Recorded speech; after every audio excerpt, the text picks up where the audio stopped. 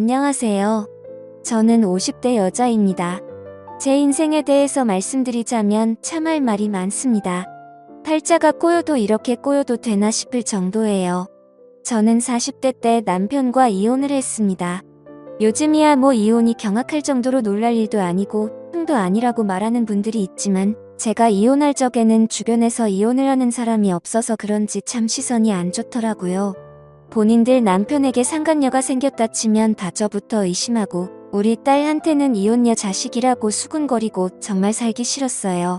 제가 살던 동네가 워낙 작은 곳이었고 사람들 자체도 보수적이어서 더 그랬던 것 같네요. 그래도 저는 그런 시선에도 불구하고 이혼을 후회하지는 않았어요.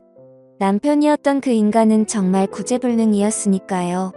술, 도박, 여자 이 세 가지로 저를 너무 고통스럽게 했어요.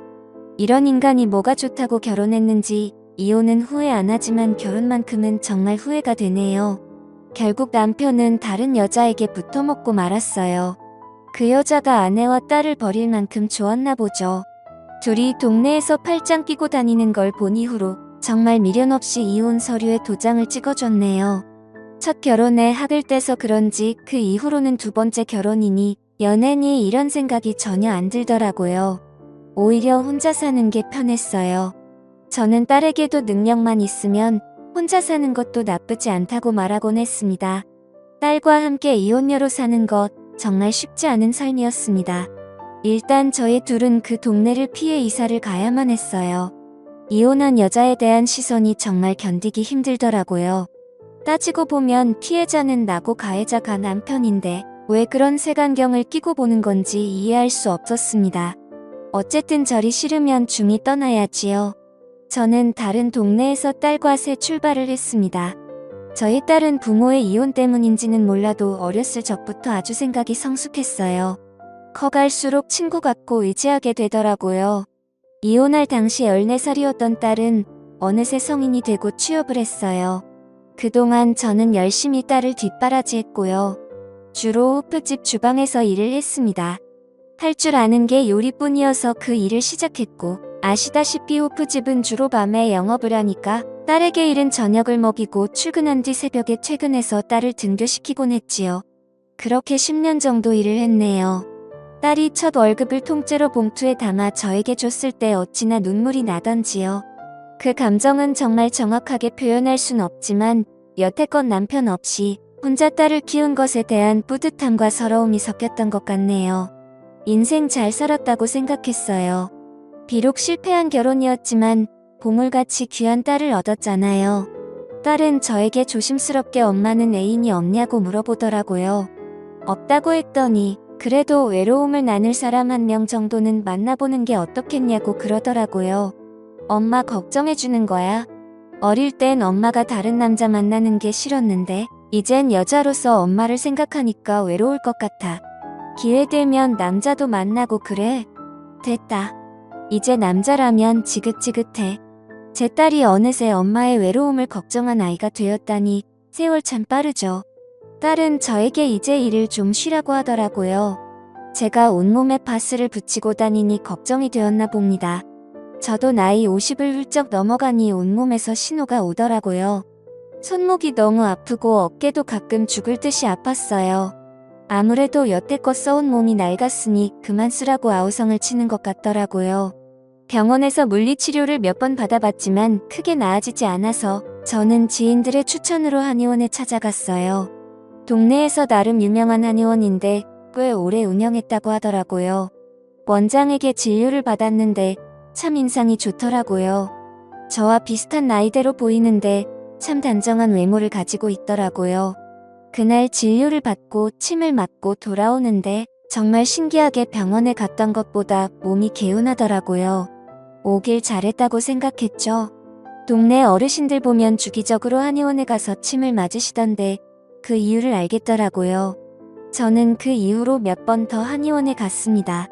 그러다 보니 한의원 원장과 어느 정도 친숙해졌죠. 어디 사는지 나이는 몇인지 이것저것 알게 되었습니다. 저보다 4살이 많더라고요. 어느 날 원장은 진료를 마치고 저에게 단골이시니 체질을 점검해주겠다며 이것저것 물어보더라고요. 어떤 음식이 안 맞고 어떤 음식이 맞는지 그리고 어떤 장기가 약하고 강한지 체질마다 다르다며 저에게 식단을 짜주겠다고 하더라고요. 그리고 슬며시 저에게 따로 연락을 해도 되냐고 물어보더라고요. 저는 거절했습니다. 아내와 자식이 있는 분과 사적으로 연락을 하고 싶진 않네요. 여태껏 혼자 애 키우면서 그런 오해 많이 받았거든요. 그냥 침이나 맞으러 오겠습니다. 저도 혼자입니다. 이혼한 지 꽤 됐고요. 조금 의외였어요. 딱 보면 단정하고 깔끔해서 분명 아내가 있을 것 같았거든요. 혼자 사는데 저렇게 깔끔하게 다니는 사람을 본 적이 없었어요. 원장은 그 후로 저에게 체질에 맞는 식단을 보내주었어요. 저는 그냥 그 문자를 보고 답장도 안 했죠. 일주일 넘게 정성껏 식단을 보내주는 그 사람의 나중에는 미안한 생각이 들더라고요. 내가 뭐라고 이 사람을 거절하다. 이런 생각도 솔직히 들었고요. 그냥 친구가 필요한 것일 수도 있겠다 싶더라고요. 혼자 사는 건 정말 외로우니까요. 그래서 저는 그 사람의 저녁 식사 제안을 받아들였습니다. 동네에 친구가 있으니까 좋더라고요. 여태껏 저는 사람들과 잘 어울리지 못했어요. 일하는 시간대도 안 맞았을 뿐더러 저의 상황 때문인지 몰라도 저 스스로 관계를 피하고 있었어요. 오랜만에 사람과 이야기하면서 배를 잡고 웃었네요. 이게 정말 얼마만인지 생각보다 저랑 잘 통하더라고요. 그리고 이혼을 했다는 공통점이 있으니까 서로를 잘 이해하게 되더라고요. 그 남자는 아내와 7년 전에 이혼을 했다고 하더라고요. 서로 간의 성격 차이라고 하대요. 하지만 이혼한 사람들은 알잖아요. 성격 차이라는 건 두루뭉실한 핑계일 뿐이라는 거예요. 분명 무슨 이유가 있을 것 같았지만 자세히 물어보진 않았어요. 어찌됐든 이런 좋은 사람과 왜 이혼을 했을까 이런 의문은 들더라고요. 그 남자는 저의 전 남편과는 완전 상극이었어요. 술도 안 마시고 자상하고 계획적이고 그런 부분들을 보면서 이 남자에게 더욱 호감을 느꼈던 것 같아요. 사람 마음이라는 게 이렇게 쉽게 이끌려도 되나 싶을 정도였죠. 그렇게 친구처럼 쭉 만나다가 어느 날 딸에게 들키고 말았어요.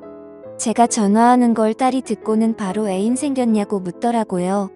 저는 그냥 친구라는 식으로 대답했어요. 조금 민망하더라고요. 예전에 남자라면 지긋지긋하다고 큰 소리쳤는데 말이죠. 딸은 진심으로 저를 축하해줬어요. 그리고 나중에 한번 소개시켜 달라고까지 하더라고요. 저는 그것까지는 좀 아닌 것 같아서 대충 둘러댔어요. 저희는 같은 동네에 살아서 거의 매일 만나다시피 했어요. 저는 어차피 진료를 받으러 한의원에 가야 했고, 가서 같이 점심을 먹거나 진료가 끝나면 같이 저녁을 먹거나 했어요. 그 사람 집에 한번 가봤는데 어찌나 깔끔하게 잘 해놓던지 사실은 사람 집에 가기 전까지만 해도 이 사람이 아내가 있는데 나한테 거짓말을 했을 수도 있겠다 싶었는데 직접 집에 가보니 정말 혼자 살고 있더라고요. 빨래도 잘 정돈해놓고 청소기도 매일 민다고 하더라고요. 저보다 더 깔끔한 것 같더라고요. 그리고 저에게 요리를 해주는데 정말 기쁜 마음으로 받았습니다. 생전 처음 듣는 스페인 음식이라며 볶음밥 같은 걸 해주는데 맛있더라고요. 그걸 어디서 배웠냐고 물었더니 요새는 핸드폰으로 검색만 하면 다 나온다고 하더라고요. 평생 내가 직접 요리해서 먹기만 했어서 그런지 남이 요리를 정성껏 해주니까 감동이더라고요. 그것도 남자가요. 저는 이 남자의 섬세함에 점점 빠져들었어요. 한편으로는 살았더라고요. 이런 연애질을 50대 중반에 시작한 게 너무 아쉽고 청춘이 아까워서요. 그렇게 1년을 쭉 만났어요. 이제는 서로에 대해서 거의 다 안다는 생각이 들더라고요. 1년 정도 지나니까 정말 정이 많이 들었어요. 사실 사람을 만날 때 조심하고 만나는 편이라 저는 절대 이 남자에게 빠져들지 않을 거라고 생각했는데 저도 모르게 이 사람에게 질투도 하고 그러더라고요. 저도 제가 모르는 모습을 연애하면서 많이 발견했네요. 결국 저는 그 남자와 함께 제 딸을 만났습니다. 식사를 같이 하면서 이런저런 이야기를 나눴는데 딸이 그 사람을 정말 좋아했어요. 다행이었죠. 딸은 집에 돌아와서도 그 아저씨 좋은 사람 같으니까 계속 만나보라고 하더라고요. 드디어 엄마가 외롭지 않게 되어서 다행이라며 좋아하는 딸의 모습을 보니 저도 기분이 좋았습니다.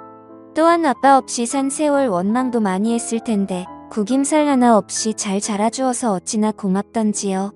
그러던 어느 날이었어요. 제 생일날 그 남자는 저녁 식사로 좋은 식당을 예약해놨더라고요.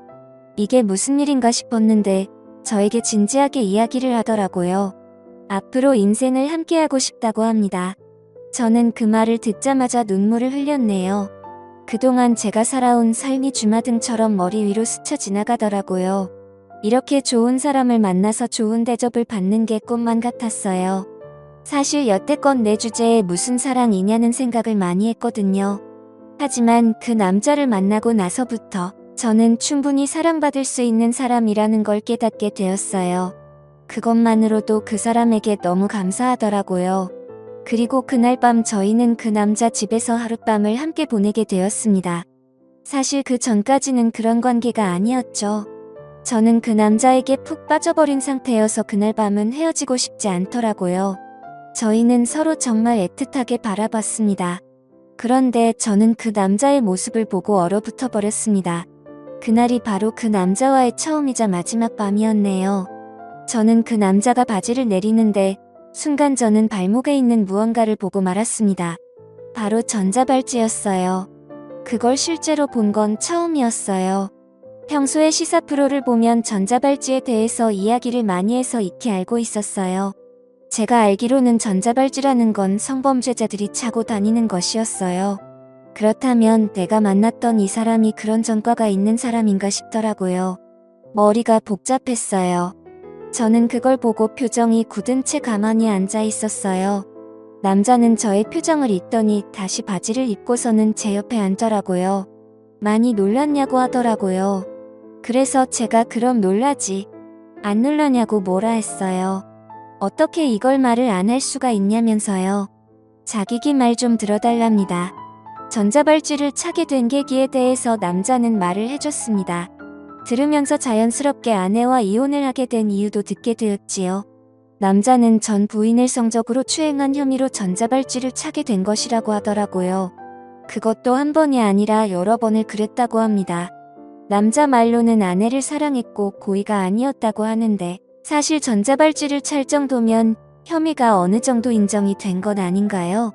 저는 기가 막혔습니다. 그 이후로 전 아내가 살고 있는 동네에 접근을 할 수 없다고 합니다. 그러고 보니 이 남자가 여행을 잘 안 간다고 했던 말이 떠오르더라고요. 다 이유가 있었네요. 다른 범죄도 아니고 성범죄니까 더욱 혼란스러웠어요. 저는 남자에게 왜 아내를 그렇게 했냐고 물었어요. 그 남자가 말하길 아내가 자기 말을 듣지 않아서라고 합니다. 순간 소름이 돋더라고요. 저는 그 대답을 듣고 바로 자리에서 일어나서 현관문을 열고 나왔습니다. 엘리베이터를 누르는데 손이 벌벌 떨리더라고요. 그 남자가 저를 쫓아서 나오더라고요. 저는 너무 무서운 나머지 계단으로 내려갔어요. 집까지 어찌나 뛰었던지 숨을 헐떡대며 현관문을 꽉 잠갔네요. 지금 생각해도 치가 떨립니다. 계속 그 남자에게 전화가 오더라고요. 저는 일단 그 남자에게 문자로 이제 그만 만나자고 한 뒤 그 연락처를 차단해버렸습니다. 관계가 끝나서 서운하다기보다는 무섭다는 감정이 더 컸어요. 그 사람과 계속 만나면 저 또한 그 일 당하지 않을 거라고 누가 장담합니까? 정신이 확 들더라고요. 저는 그 후로 한의원 근처에 얼씬도 안 합니다. 그리고 딸에게도 연락을 했어요. 그 남자에게 연락이 오거나 나에 대해 물으면 한마디도 하지 말고 피하라고요. 한편으로는 이렇게 허무하게 끝나버린 관계가 참 아쉽기도 합니다. 좋은 사람인 줄로만 알았는데 알고 보니 범죄자였으니 이만하면 제가 사람 보는 눈이 없었던 걸까요? 한때는 왜 저에게만 이런 일이 일어나는 건지 화도 났지만 이제는 모두 잊으려고 합니다. 사람 관계라는 게 마음대로 안 되는 게 인생이잖아요. 동네 사람들은 한의원 원장이 전자발찌를 차고 있는 인간이라는 걸 모르는 것 같... 저는 이걸 소문을 내야 하나 말아야 하나 고민하고 있어요. 분명 소문을 내면 제가 낸 것이라는 것을 알 테니까요. 저에게 보복을 할까봐 두려웠어요. 참범죄자들이 판치는 세상이 얼른 없어지길 바랄 뿐입니다. 알고 보니 전자발찌를 차고 있더라도 회사에 입사하는 것도 가능하다고 하더라고요. 저는 까맣게 몰랐어요. 제 황혼 연애는 이렇게 끝이 났네요. 1년이라는 시간 동안 참 많은 걸 경험해서 그런지 후회는 없습니다. 지금까지 제 사연을 들어주셔서 감사드립니다. 구독과 좋아요 부탁드려요. 감사합니다.